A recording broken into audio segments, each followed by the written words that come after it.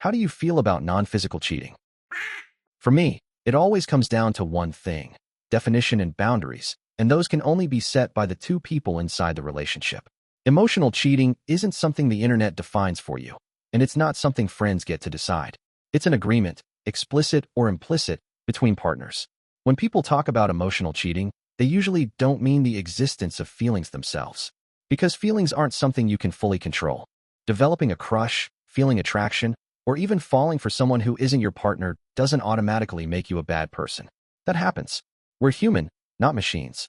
The real question isn't whether the feeling appeared, but what you choose to do once it does. That's where the line actually is. If you notice those feelings and create distance because you value your relationship, that's one thing. But if you start intentionally investing in someone else, giving them time, sharing personal experiences, opening up about your life, your struggles, your emotions, and building closeness with them, then that's something else entirely. At that point, you're making a conscious decision. You're choosing to get to know someone on a deeper level with the intention of building something, even if nothing physical ever happens. It may not be physical cheating, but in many cases, it hurts more. Because emotional cheating shakes the foundation of trust. Your partner, the person who believed things were solid, suddenly starts questioning everything. Was the love ever real? How can it be love if feelings shift so easily? Did I ever truly know this person? It creates the unsettling feeling of being in a relationship with a stranger, someone who has a parallel emotional world you were never part of. And that distance is devastating.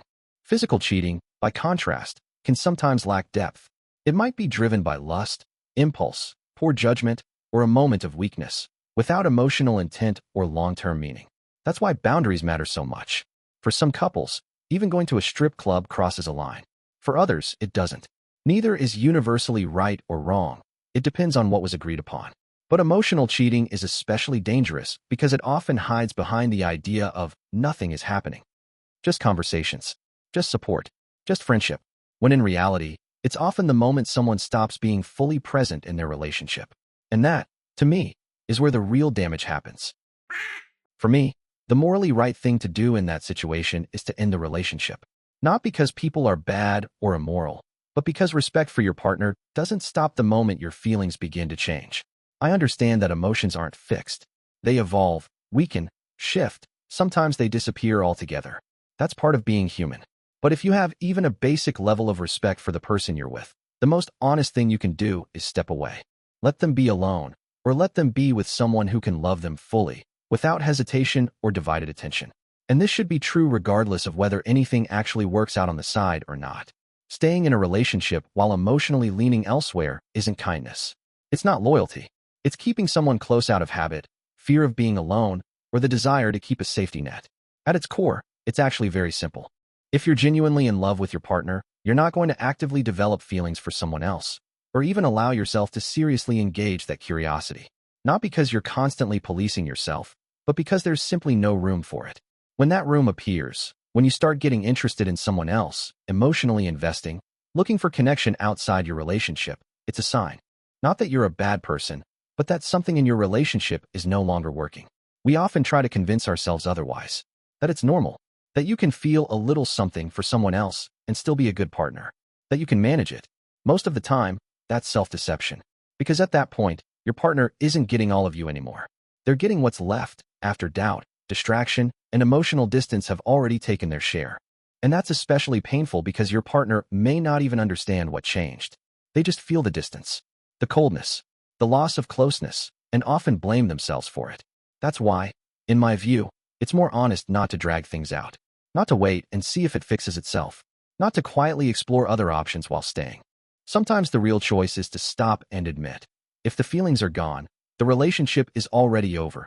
Even if it's scary, even if you don't yet know what comes next. Sometimes leaving isn't betrayal. Sometimes it's the final form of respect. The most damaging part of cheating isn't the physical act at all. It's the deception, the sustained dishonesty, the choice to lie, repeatedly, regardless of whether bodies ever touched. If a partner got drunk one night, slept with someone, and then came to me immediately to tell the truth and take responsibility, it would hurt deeply. It would shake me. But depending on the circumstances, trust might still exist in some fragile form. Not because the pain wouldn't be real, but because there was honesty. There was accountability.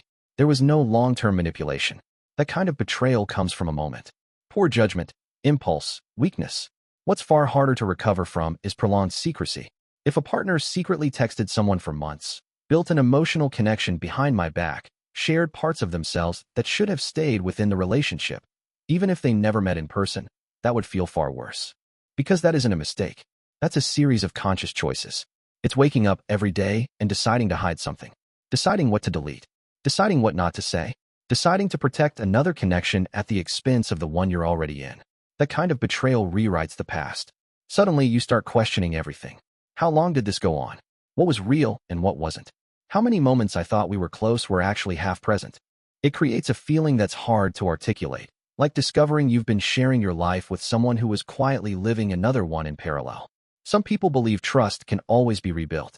Maybe in theory, but in practice, long-term deception fractures something fundamental. It doesn't just damage trust. It changes how you see the person entirely.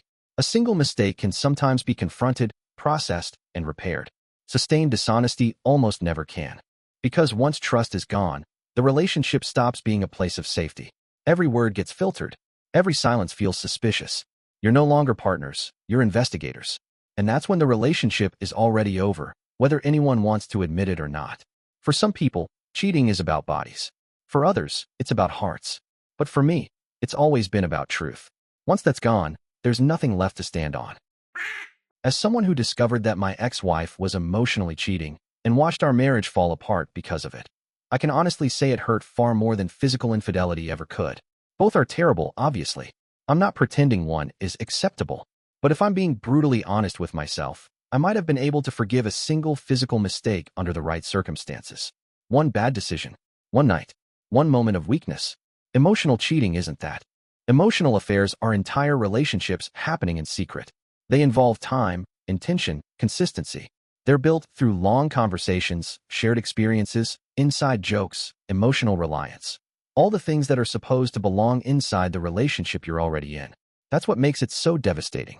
Knowing that another person was meeting my partner's emotional needs, deeply, regularly, intentionally, was far worse than imagining sex. Because sex can sometimes be about physical dissatisfaction, impulse, or escape. Emotional cheating feels like replacement.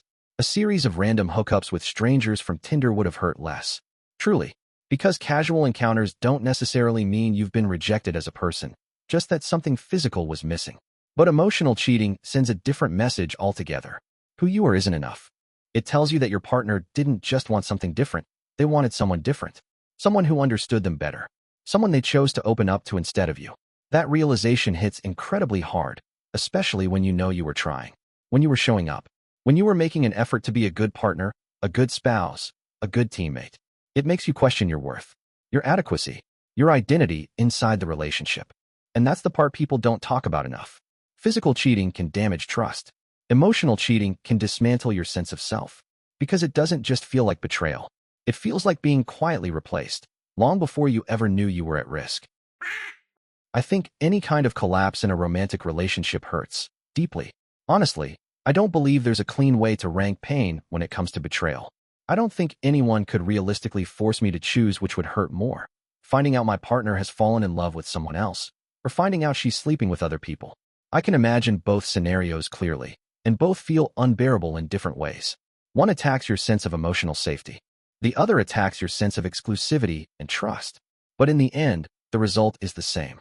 In one case, you're left wondering how you lost someone's heart. In the other, you're left wondering how you stopped being enough in their eyes. Both shatter the idea that what you had was protected. Both leave you questioning the past, replaying moments, trying to pinpoint when things slipped out of your hands. So when people argue about which kind of cheating is worse, I don't fully buy into it. Pain doesn't really work that way. It doesn't negotiate. It doesn't rank itself politely. Heartbreak just hurts. And whether it comes through emotional abandonment or physical betrayal, it still lands in the same place, right in the chest. Cheating, to me, isn't about categories or labels. It's about breaking trust. That's why terms like emotional cheating and physical cheating are often too broad and vague to give a truly accurate answer. They sound clear, but in real relationships they rarely are. An action becomes cheating the moment it violates your partner's trust, whether that's through deception, secrecy, or crossing boundaries that were agreed upon or clearly implied. Take open relationships, for example. Some couples allow outside romantic connections or physical intimacy with others, and none of that is considered cheating, as long as it stays within the rules both partners knowingly accepted. The defining factor isn't the act itself, but the agreement. In most relationships, though, things are simpler. When people start dating, monogamy is usually the default. It doesn't always get spelled out, because it's culturally assumed. Anything outside of that requires an explicit conversation. Without that conversation, crossing those lines becomes betrayal. That said, people's personal boundaries vary wildly. Some consider it cheating if their partner compliments someone else. Some if they find someone else attractive. Some even if their partner consumes explicit content. Personally, I don't see that as cheating. I see it as being human. Or, to put it bluntly, not being emotionally dead inside. When those things are labeled as betrayal, the issue often isn't cheating. It's jealousy taken to an extreme. A desire for total control. An expectation that your partner should be mentally and emotionally isolated from the rest of the world. A person can notice beauty, feel attraction, or engage with the world and still be loyal, honest, and committed. None of that threatens a healthy relationship. The real threat begins with dishonesty. It starts when you hide things. When you delete messages. When you avoid conversations you know you should be having. When you continue behavior you know would hurt your partner, simply because it's convenient for you. That's when it becomes cheating. Not because of what you did, but because of the honesty that was lost. In the end, there's a simple rule that cuts through all definitions. If you wouldn't feel comfortable openly telling your partner about it, trust has already been damaged. And no label will ever make that hurt less. I think it's worse. In one case, the physical kind, you're using your body. There doesn't have to be any emotional attachment at all. It can be empty, impulsive, meaningless. And because of that, walking away is often easier. There's less hesitation, less inner conflict. In the other case, the emotional one, you're investing a piece of your heart. You're sharing thoughts, feelings, attention. You're choosing someone else as a place of comfort and connection. And most of the time, that means you're not just escaping for a moment. You're imagining a future. Even if you don't say it out loud, you're moving in that direction emotionally. That's what makes it heavier. A physical line crossed can sometimes be detached from intention. An emotional bond almost never is. One can happen without meaning. The other is built because it means something. And once your heart is already leaning towards someone else, leaving doesn't feel accidental anymore. It feels planned, chosen. That's why emotional betrayal often hurts deeper, because it's not about a moment of weakness. It's about where your loyalty quietly shifted. It didn't start as anything dramatic. That's probably why it took me so long to understand what was actually happening. She never hit her phone, never acted nervous.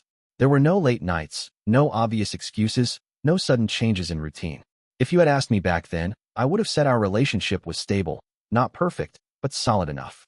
The first thing that shifted wasn't behavior, but attention. When something happened at work, I was no longer the first person she told. When she was excited, frustrated, or needed to vent, those conversations somehow always happened before I heard about them. And when I did hear, it felt condensed, simplified, already processed. Like I was getting the summary, not the experience. I noticed a name coming up more often. A colleague. Same department, similar sense of humor. At first it meant nothing. People talk about coworkers all the time. I didn't feel threatened. I didn't even feel suspicious. What unsettled me was how important his reactions seemed to become. She'd laugh at her phone and then say nothing.